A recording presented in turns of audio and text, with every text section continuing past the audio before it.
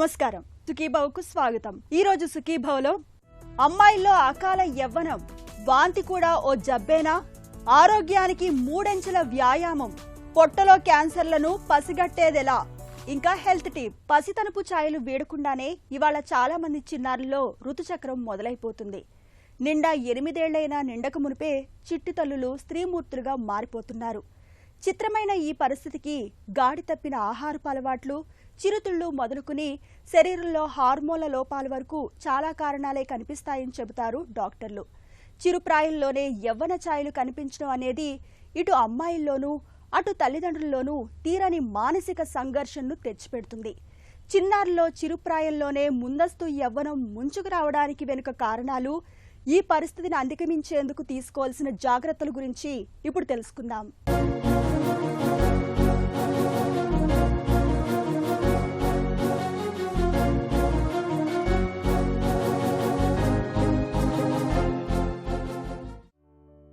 అమ్మాయిల్లో ఋతుచక్రం మొదలవటం అనేది ఒకప్పుడు ఏ 12-13 ఏళ్లకో జరిగేది. అమ్మాయి పెద్ద మనిషి కావటం అనేది చాలా వరకు అమ్మమ్మల అనువంశికతపై ఆధారపడి ఉండేది. ఇది ఒకప్పటి సంగతి. కానీ ఇవాళ 8 ఏళ్లలోపే చాలామంది చిన్నారుల్లో యవ్వన ఛాయలు మొదలైపోతున్నాయి. ఇందుకు ఎప్పటికప్పుడు వేగంగా మారిపోతున్న జీవన శైలితో పాటు ఒక తీరు తెన్ను లేని ఆహారపు అలవాట్లు, జంక్ ఫుడ్, తీవ్రమైన మానసిక ఒత్తిళ్లు ఇవన్నీ ప్రధానమైన కారణాలే. అయితే వీటితో పాటు మెదడు, వెన్నెముక, అండాశయాల్లో నీటి కణుతులు ఉన్నప్పుడు జన్యుపరమైన కారణాలతోనూ అడ్రినల్, పిట్యూటరీ గ్రంథులు, అండాశయాల్లో లోపాల వల్ల, హైపోథైరాయిడిజం వల్ల కూడా ఋతుచక్రం ముందే వచ్చేయవచ్చు. సెక్స్ హార్మోనుగా పరిగణించే ఈస్ట్రోజన్, టెస్టోస్టిరాన్లను కొన్ని సమస్యలకు మాత్రల రూపంలో తీసుకోవటం వల్ల కూడా ముందే ఋతుక్రమం వచ్చే అవకాశాలు పెరుగుతాయని చెబుతారు డాక్టర్లు. ప్రికాషన్స్ ప్యూబర్టీ అంటామండి. అంటే పిల్లలు ముందరగానే మెచ్యూర్ అవ్వడము. జనరల్గా ఇంతకు ముందర 12 ఇయర్స్కి 13 ఇయర్స్కి మెచ్యూర్ అయ్యేవాళ్ళు మన చిన్న ఏజ్లోని.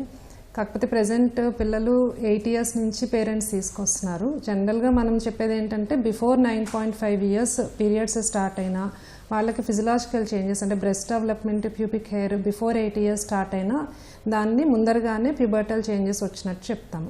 దీనికి జనరల్గా రీజన్స్ అంటూ స్పెసిఫిక్గా ఉండవు, ఇడియోపతిక్ అంటాము. కాకపోతే వీటికి కాజ్ చేసే రీజన్స్ ఏంటి అంటే genetics, food habits. Present childhood obesity అనేది చాలా ఎక్కువగా ఉంటుంది. సో ఆ చైల్డ్హుడ్ ఒబేసిటీలో లెప్టిన్ అనే జీన్ వలన వాళ్ళకి ముందరగా పీరియడ్స్ స్టార్ట్ అయ్యేవి, ప్రికాషన్స్ ప్యూబర్టీ చేంజెస్ స్టార్ట్ అవుతున్నాయి. దానివల్ల మెయిన్ ప్రాబ్లం ఏంటంటే వాళ్ళకి ఇంకా సైకలాజికల్ డెవలప్మెంట్ ఉండదు. పిల్లలు భయపడతా ఉంటారు, పేరెంట్స్ భయపడతా ఉంటారు. జనరల్ వాళ్ళకి చెప్పేది ఏంటంటే health awareness. So first doctor advice తీసుకోండి, ఎందుకు వచ్చింది అనేది రూల్ అవుట్ చేసుకుంటాము. ఏదర్ చైల్డ్ ఒబేస్గా ఉన్నారా, జెనెటిక్ ప్రీడిస్పోజిషన్ అంటే మదర్స్కి ఏమైనా ఎర్లీగా వచ్చిందా, నెక్స్ట్ ఇంక వేరే causes like brain tumours, adrenal glands అవి చాలా రేర్. మోస్ట్ కామన్ థింగ్ అయితే మెయిన్గా చైల్డ్హుడ్ ఒబేసిటీ, జెనెటిక్స్. అప్పుడు వాళ్ళకి మెడికల్ అడ్వైస్ తీసుకోవడం వల్ల 2 థింగ్స్. ఇప్పుడు గ్రోత్ స్పర్ట్ అంటే ఎదుగుదల అనేది ఎర్లీగా స్టార్ట్ అయ్యి బోన్ ఏజ్ కూడా ఎర్లీగా అంటే షార్ట్ స్టేచర్ తక్కువలో షార్ట్గానే వాళ్ళకి గ్రోత్ ఆగిపోతుంది. సో హెల్దీ డైట్ అంటే కార్బోహైడ్రేట్స్ డైట్స్ తగ్గించుకోవడం, ఇంకా కొన్ని హార్మోన్స్ లాంటివి కూడా ఇస్తాం. అంటే ఇవన్నీ హార్మోనల్ చేంజెస్ వలన వచ్చే చేంజెస్ కాబట్టి కొనెడోట్రోపిన్ రిలీజింగ్ హార్మోన్స్ లాంటివి ఇవ్వడం వలన టెంపరీగా అంటే పర్మనెంట్గా కాదు, టెంపరీగా హార్మోన్స్ని మనము కొన్ని రోజులు ఆపుతాం. దానివల్ల వాళ్ళకి యూజెస్ ఏంటంటే మెన్స్ట్రుయేషన్ కొన్ని రోజులు ఆగుతుంది, బ్రెస్ట్ డెవలప్మెంట్ కొంచెం తగ్గుతుంది, నెక్స్ట్ గ్రోత్ హైట్. వీళ్ళు 8 ఇయర్స్ 9 ఇయర్స్లో మెచ్యూర్ అయినప్పుడు తీసుకొస్తేనే వాళ్ళకి గ్రోత్ స్పర్ట్ నార్మల్గా వచ్చి నార్మల్ హైట్ వచ్చేలాగా చేస్తాం. ఈ మెడిసిన్స్ కూడా ఏంటంటే till natural age of menstruation అంటే 12-13 ఇయర్స్ వరకు ఇచ్చి అప్పుడు ఆపేస్తాము. సరైన వయసులో రజస్వల అయిన అమ్మాయిల్లో తగిన రీతిలో శారీరక మార్పులు చోటు చేసుకుంటాయి. కండరాలు, ఎముకల పటిష్టత కూడా చక్కగా ఉంటుంది. ఇవన్నీ భవిష్యత్తులో అమ్మాయిలు గర్భం ధరించటానికి, కాన్పు సజావుగా జరగటానికి ముందస్తుగా జరిగే ఏర్పాట్లు అని చెప్పుకోవచ్చు. అయితే 8 ఏళ్లలోపే రజస్వలం కావటం వల్ల ఈ శారీరక మార్పులన్నీ కూడా కుంటుపడతాయి. ఫలితంగా అవి భవిష్యత్తులో గర్భధారణ, కాన్పుల మీద గణనీయమైన ప్రభావాన్ని చూపిస్తాయి. చిన్న వయసులోనే ఋతుక్రమం మొదలైనప్పుడు లేదా అంతకన్నా ముందే ఆ లక్షణాలను గుర్తించడానికి డాక్టర్లు ముందుగా మణికట్టు ఎక్స్రే తీసి ఎముక వయసును గుర్తిస్తారు. ఎముకల ఎదుగుదల ఎంత వేగంగా ఉంది అన్న దాన్ని బట్టి హార్మోన్ల పనితీరుని తెలుసుకుంటారు. అలాగే రక్తం, థైరాయిడ్, గోనాడోట్రోఫిన్ హార్మోన్ పరీక్షల్ని చేస్తారు.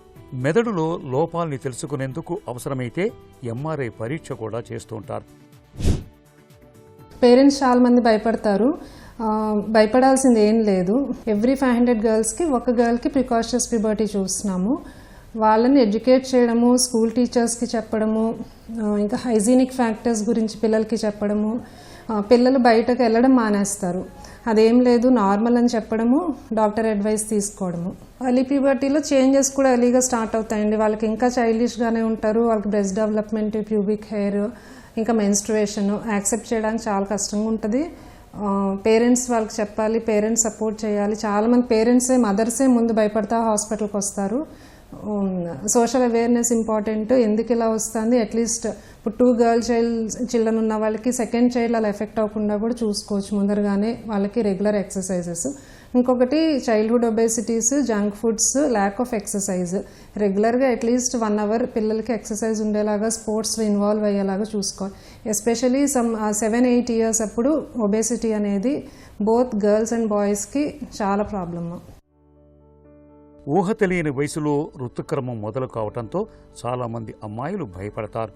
రొమ్ముల పెరుగుదల, మొటిమలు రావటం, చేతుల కింద వెంట్రుకలు రావటం వంటివి అర్థం కాక అయోమయానికి గురవుతారు. తోటి వారితో పోల్చుకుని ఆత్మన్యూనతకు లోనవుతూ ఉంటారు. చివరికి అది ఒత్తిడికి దారితీసి డిప్రెషన్లోకి తీసుకెళ్తూ ఉంటుంది. ఈ సమయంలో తల్లి పాత్ర ఎంతో కీలకం. శరీర నిర్మాణం, ఋతుక్రమం రావటం గురించి అమ్మాయికి వివరించాలి. చిన్న వయసులో రజస్వల అయినప్పుడు పరీక్షలన్నీ చేశాక సమస్యను బట్టి చికిత్స ఉంటుంది.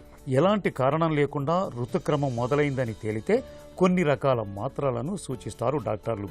దీంతో ప్రతి నెల వచ్చే నెలసరి ఆగిపోతుంది. ఒకసారి సరైన వయసు వచ్చాక డాక్టర్ సలహాతో వాటిని మానేయవచ్చు. ఆ తర్వాత మళ్లీ మార్పులు మొదలవుతాయి. టీచర్స్ అందరికీ యూజువల్గా ప్రజెంట్ కొంచెము ఆ 4th class 5th class teachers అందరూ కొంచెం హెల్ప్ఫుల్గానే ఉంటున్నారు. వెంటనే వాళ్ళ పేరెంట్స్కి ఇన్ఫార్మ్ చేసినప్పుడు పేరెంట్స్ భయపడకుండా వెళ్ళడం, పిల్లల్ని తీసుకురావడము.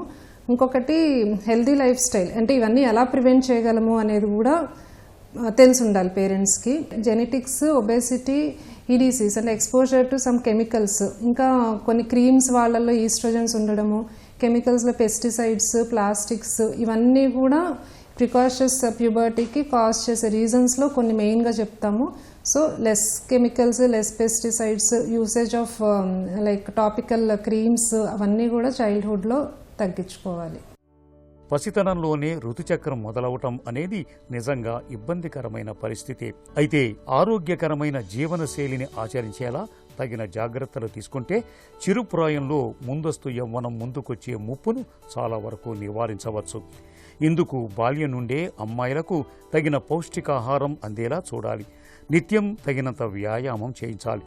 వయసుకు తగిన బరువు ఉండేలా జాగ్రత్తలు తీసుకోవాలి. ఈ జాగ్రత్తలు ముందస్తు యవ్వనాన్ని చాలా వరకు నివారిస్తాయి. ఒకవేళ 10 ఏళ్లలోపే రజస్వల అయితే మాత్రం తల్లిదండ్రులు ఆ విషయమై తగిన అవగాహన అందించాలి. అవసరమైతే డాక్టర్ సలహాలు, సూచనలు తప్పనిసరిగా తీసుకోవాలి. వాంతి అవుతున్నప్పుడు కడుపులో ఏదో కలియ తిప్పుతున్నట్లుగా ఉంటుంది. లోపల ఉన్నదంతా పైకి తన్నుకొస్తున్నట్టు, పేగులన్నీ లుంగలు చుట్టుకుపోతున్నట్లుగా ఏదో తెలియని బాధ, వికారం వేధిస్తాయి. నిజానికి వాంతిని ఒక రకంగా మనల్ని కాపాడే ప్రక్రియగా చెప్పుకోవచ్చు.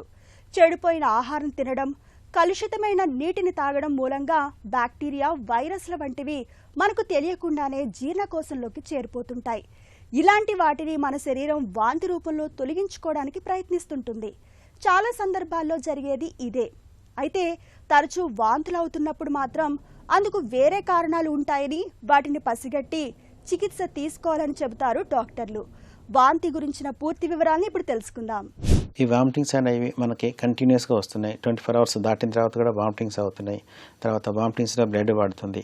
వామిటింగ్స్లో మనకి ఫీకల్ మ్యాటర్, మన మోషన్ స్మెల్ రావటం, ఫీకల్ మ్యాటర్ రావటము, ఇవన్నీ కూడా మనకి సీరియస్ కండిషన్గా తీసుకోవచ్చు. ఇదే కాకుండా మనకి ఆయాసం రావటము, తర్వాత బీపీ డౌన్ కావటము, టెంపరేచర్ ఎక్కువ ఉండటము, నెక్ స్టిఫ్నెస్ ఉండటము, ఈ వామిటింగ్తో కూడా ఇవన్నీ సిమ్టమ్స్తో వామిటింగ్స్తో పాటు వస్తున్నట్లయితే ఇది సీరియస్ కండిషన్గా మనం ట్రీట్ చేసుకొని మనం హాస్పిటల్ వెళ్ళటం, డాక్టర్ సలహా తీసుకోవటం అవసరం. పేషెంట్ కనుక ఫస్ట్ వామిటింగ్స్తోనే మా దగ్గరికి వచ్చినప్పుడు ఫస్ట్ మేము హిస్టరీలో అడుగుతాం, ఏమి తీసుకున్నారు, ఫుడ్ ఏమి తీసుకున్నారు, ఈ కారణంలో ఏ డాక్టర్ ఎప్పుడైనా కూడా ఒక పేషెంట్ ఒక సిమ్టమ్తో వచ్చినాక ఫస్ట్ మేము ఫైండ్ అవుట్ చేస్తాం, కాజ్ ఫైండ్ అవుట్ హిస్టరీలో సగం తెలిసిపోతుందండి. ఈ డాక్టర్స్ తర్వాత ఏం చేస్తారంటే మనకి ఎండోస్కోపీ కూడా అడ్వైజ్ చేస్తుంటారు. ఎందుకంటే ఎండోస్కోపీలో మనకి gastritis, GRD, gastroesophageal reflux disease, ఇవన్నీ కూడా మనకి ఎండోస్కోపీలో గ్యాస్ట్రైటిస్ తెలిసిపోతుంటాయి.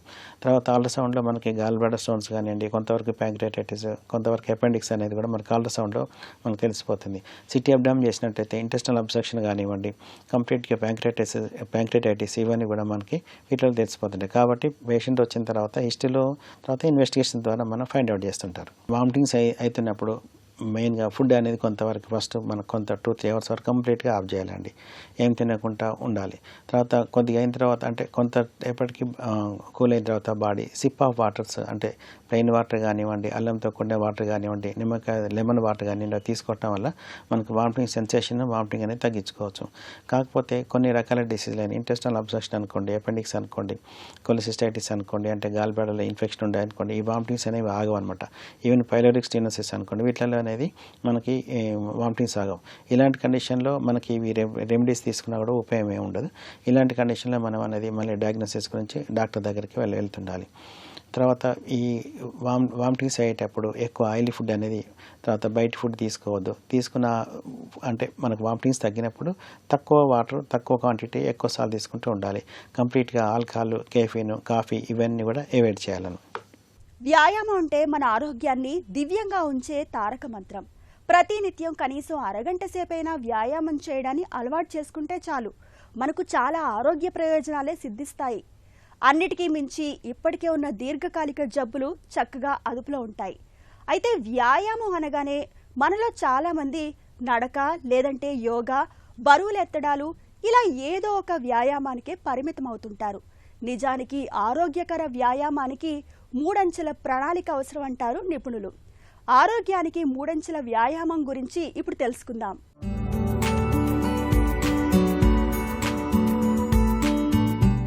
వ్యాయామం ఏదైతేనేం అంతా ఒకటే కదా అని చాలా మంది భావిస్తుంటారు. నిజానికి వ్యాయామాల్లోనూ రకాలుంటాయి. అవి అందించే ప్రయోజనాలను బట్టి వీటిని ఎంచుకోవాల్సి ఉంటుంది. అన్నిటికన్నా మంచి సమతులమైన వ్యాయామ ప్రణాళిక ఏంటంటే నడక, బరువులెత్తటం, యోగా. ఇది 3 రకాల వ్యాయామాలతో కూడిన పద్ధతి. నడక, బరువులెత్తటం, యోగా, మనకు ఈ 3 ముఖ్యమే. నడక, జాగింగ్, సైకిల్ తొక్కటం, ఈత, టెన్నిస్ ఆడటం వంటి కార్డియో వ్యాయామాలు గుండె, ఊపిరితిత్తులను బలోపేతం చేస్తాయి. బరువులు ఎత్తటం వల్ల కండరాలు వృద్ధి చెందుతాయి, ఎముకలు బలంగా ఉంటాయి. ఇది శరీరం స్థిరంగా ఉండటానికి, అవయవాల సమన్వయానికి తోడ్పడుతుంది. ఇక యోగాతో శరీర కదలికలు మెరుగవుతాయి, గాయాల పాలయ్యే ముప్పు తగ్గుతుంది. ఒక మాదిరి తీవ్రతతో వ్యాయామం చేసినా మంచి ఫలితం కనిపిస్తుంది. శరీరం సహకరిస్తే ఇంకాస్త తీవ్రంగానూ చేయొచ్చు. రోజుకు కనీసం అరగంట సేపైనా వ్యాయామం చేయాలన్నది నిపుణుల సూచన. ఒకవేళ అంత సమయం లేకపోతే 15 నిమిషాల చొప్పున రోజులో 3 సార్లు చేసినా మంచిదే. గరిష్ట గుండె వేగంలో 50% నుంచి 80% వరకు గుండె కొట్టుకునేంత తీవ్రతతో వ్యాయామాలు చేయొచ్చు. వయసును 220 నుంచి తీసేసి గరిష్ట గుండె వేగాన్ని తెలుసుకోవచ్చు. ఉదాహరణకు 50 ఏళ్లు ఉన్నాయనుకోండి, 220 నుంచి 50 తీసేస్తే 170 వస్తుంది కదా. ఇది గరిష్ట గుండె వేగం అన్నమాట. ఇందులో 50% అంటే నిమిషానికి 85 సార్లు గుండె కొట్టుకునేంత తీవ్రంగా వ్యాయామం చేయొచ్చు. శరీర సామర్థ్యాన్ని బట్టి క్రమంగా పెంచుకోవచ్చు. ఇలా ప్రణాళికాబద్ధంగా వ్యాయామం చేయడాన్ని అలవాటు చేసుకుంటే మంచి ఆరోగ్య ప్రయోజనాల్ని పొందవచ్చు. గ్యాస్, ఎసిడిటీ బాధల్ని మనం చాలాసార్లు పెద్దగా పట్టించుకోం. ఏదో ఒక యాంటాసిడ్ మాత్రను వేసుకుని ఆపై మర్చిపోతుంటాం. అయితే ఇవే బాధలు దీర్ఘకాలికంగా కొనసాగితే, వీటికి తోడు తరచూ పొట్టలో నొప్పి, బరువు తగ్గడం, మలంలో రక్తం వంటి లక్షణాలు కనిపిస్తుంటే ఆలస్యం చేయకండి. ఎందుకంటే ఇలాంటి లక్షణాలు వెనుక ఒక్కోసారి ప్రమాదకరమైన క్యాన్సర్లు దాగి ఉండే అవకాశం ఉంది. పొట్టలో క్యాన్సర్ల గురించిన పూర్తి వివరాల్ని డాక్టర్ని అడిగి ఇప్పుడు తెలుసుకుందాం.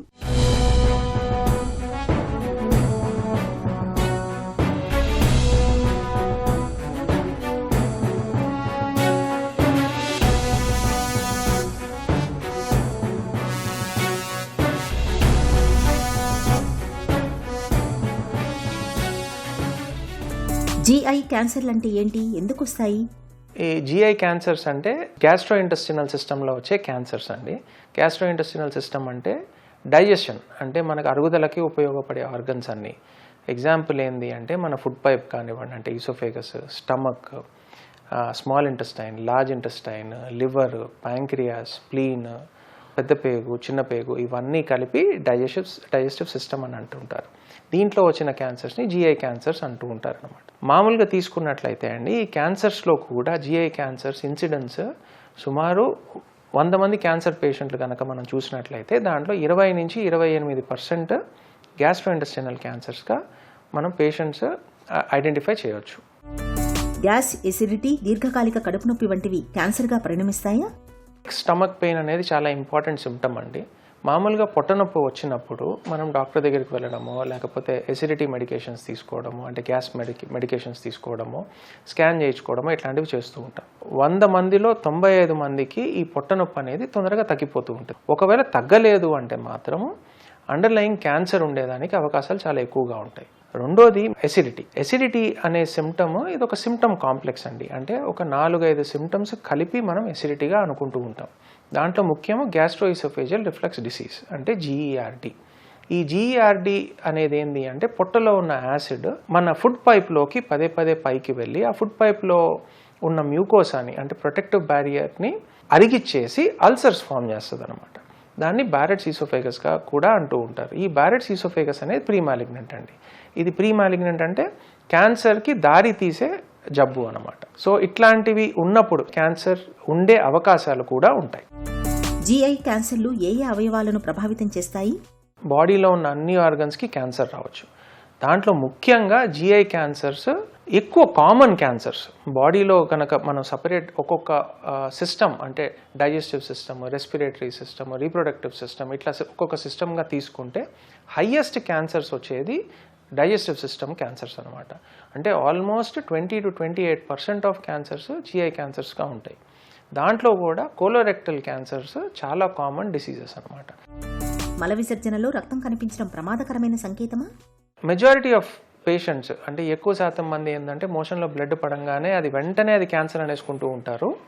కానీ ఈ బ్లడ్ పడిన పేషెంట్స్, అగైన్ మనము స్టాటిస్టిక్స్ తీసుకున్నట్లయితే 100లో 95 మంది క్యాన్సర్ కాదు, ఇవి మామూలు అల్సరేషన్స్ కానీ, ఇన్ఫెక్షన్స్ అవనివ్వండి, క్రిముల వల్ల కానివ్వండి, కాన్స్టిపేషన్ వల్ల, పైల్స్ లాంటి వాటి వల్ల కానివ్వండి, ఎక్కువ శాతం వస్తూ ఉంటుంది అనమాట.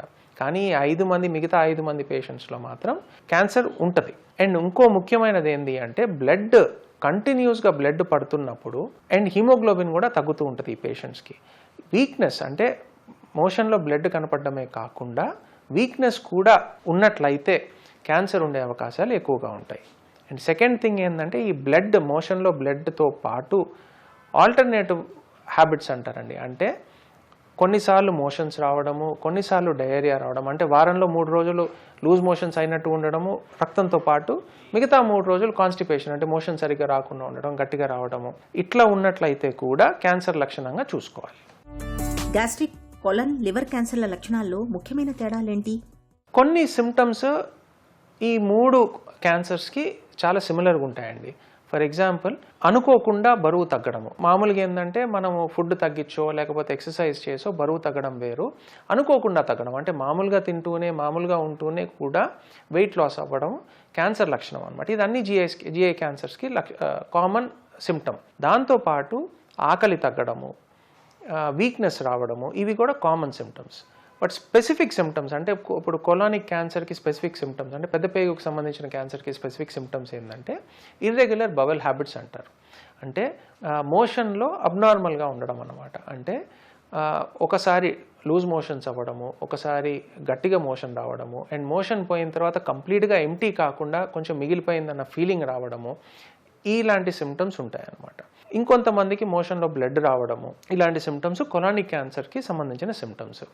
అదే మన లివర్కి సంబంధించిన సిమ్టమ్స్ తీసుకుంటే జాండిస్ రావడము, ఇచ్చింగ్ రావడము, బాడీ అంతా బర్నింగ్ సెన్సేషన్ ఉండడము, యూరిన్ పోయేటప్పుడు ఎల్లోగా రావడము, మోషన్ పోయేటప్పుడు కొన్నిసార్లు వైట్గా రావడము, మామూలుగా మోషన్ పసుపు రంగులో రావాల్సింది పోయి తెల్లగా రావడము, కొన్నిసార్లు నల్లగా రావడము, ఇట్లాంటివి లివర్ క్యాన్సర్కి సంబంధించిన లక్షణాలు. జిఐ క్యాన్సర్లను తొలి దశలో గుర్తిస్తే పూర్తిగా నయమవుతాయా? అర్లీగా పేషెంట్ డాక్టర్ దగ్గరికి వచ్చినట్లయితే 100% క్యూర్ పాసిబుల్ అండి.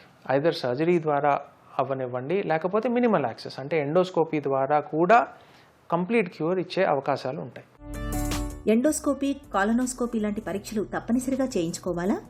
క్యాన్సర్ స్క్రీనింగ్లో ముఖ్యమైనవి, ఎస్పెషలీ జిఐ క్యాన్సర్స్లో మనకి మోస్ట్ ఇంపార్టెంట్ ఏంది అంటే స్క్రీనింగ్ టూల్స్ ఎండోస్కోపీ అండి. అది అప్పర్ జిఐ ఎండోస్కోపీ అవ్వనివ్వండి, లేకపోతే లోవర్ జిఐ ఎండోస్కోపీ అవ్వనివ్వండి, అంటే కొలనోస్కోపీ. దీనికి సర్టన్ గైడ్ లైన్స్ ఉంటాయండి. పేరెంట్స్కి కానివ్వండి, లేకపోతే ఫ్యామిలీలో ఎవరికన్నా క్యాన్సర్ ఉందనుకోండి, అది ముఖ్యంగా స్టమక్ క్యాన్సర్ అవ్వనివ్వండి, ప్యాంక్రియాస్ క్యాన్సర్ అవ్వనివ్వండి, ఇట్లా ఉన్న వాళ్ళకి అంటే వీళ్ళకి సిమ్టమ్స్ ఉన్నా లేకపోయినా కూడా 40 సంవత్సరాల నుంచి మొదలుపెట్టి ఎవ్రీ 5 years స్క్రీనింగ్ అనేది చేయించుకోవాలి. స్టమక్ క్యాన్సర్ అంటే హెరిడేటరీ క్యాన్సర్ అంటూ ఉంటారు, హెరిడేటరీ గ్యాస్ట్రిక్ క్యాన్సర్ అంటూ ఉంటారు. ఇలాంటి క్యాన్సర్ కనుక ఫ్యామిలీలో ఉన్నట్లయితే ఎవ్రీ ఇయర్ అడోలసెన్స్ వచ్చిన తర్వాత నుంచి అంటే 18 years తర్వాత నుంచి ఎవ్రీ ఇయర్ వీళ్ళకి ఎండోస్కోపీ చేయించుకోవడం అనేది చాలా ఇంపార్టెంట్ అండి. అండ్ అర్లీగా సిమ్టమ్స్ లేకపోయినా కూడా గ్యాస్ట్రెక్టమీ అంటే స్టమక్ తీసేసుకోవాలని కూడా సజెస్ట్ చేస్తూ ఉంటాం. అలానే సిమ్టమ్స్ ఉన్న వాళ్ళకి, ఇప్పుడు ఎసిడిటీ ఎక్కువ ఉన్న వాళ్ళకి, రిఫ్లక్స్ ఎక్కువ ఉన్న వాళ్ళకి, బ్లడ్ వామిటింగ్స్ అయ్యే వాళ్ళకి ఖచ్చితంగా ఎండోస్కోపీ అనేది ఆఫ్టర్ 45 years అనేది కంపల్సరీ అండి. దాని తర్వాత ఎవ్రీ 5 years చేయించుకుంటే మంచిది. కొలనోస్కోపీకి వచ్చినట్లయితే సేమ్ మళ్ళీ ఫ్యామిలీ హిస్టరీ ఉన్న వాళ్ళకైతే మాత్రం after 45 years every 5 years colonoscopy చేయించుకోవడం అనేది ఇట్ ఈస్ మ్యాండేటరీ అండి, ఖచ్చితంగా చేయించుకోవాలి. సిమ్టమ్స్ లేని వాళ్ళకి కూడా 50 years తర్వాత ఎవ్రీ 5 years కొలనోస్కోపీ చేయించుకోవడం మంచిది. ఈ కొలనోస్కోపీలో చేయించుకున్నప్పుడు కనుక పాలిప్స్ కానివ్వండి, చిన్న గడ్డలు కానివ్వండి, అల్సర్స్ కానీ ఏమైనా కనిపిస్తే దానికి తగ్గట్టు అంటే బయాప్సీ రిపోర్ట్ వచ్చే దాని ప్రకారము ఎవ్రీ 6 months కానివ్వండి, 1 year కానివ్వండి, మీ డాక్టర్ చెప్పిన దాని ప్రకారం ఖచ్చితంగా చేయించుకోవాలి. పొట్టలో కనిపించే క్యాన్సర్లతో చిక్కేంటంటే అవి పూర్తిగా ముదిరిపోయే వరకు బయటపడవు. దీంతో వాటిని గుర్తించేసరికి ఆలస్యమైపోతుంది. అనుమానిత లక్షణాలు కనిపిస్తున్నప్పుడు వెంటనే క్యాన్సర్ పరీక్షలు చేయించుకోవాలి. తొలి దశలో గుర్తిస్తే పొట్టలో క్యాన్సర్లను సులువుగానే జయించవచ్చు. ఇక ఈ రోజు కార్యక్రమాన్ని ముగించే ముందు ఒక చిన్న చిట్కా మీకోసం. అజీర్తి బాధలకు సొంటి అద్భుతమైన ఔషధం. సొంటి పొడిని నెయ్యితో కలిపి భోజనం మొదటి ముద్దతో తీసుకోండి. అజీర్తి బాధలు తగ్గడంతో పాటు కడుపు నొప్పి, పొట్టలో వేదన నుంచి మంచి ఉపశమనం లభిస్తుంది.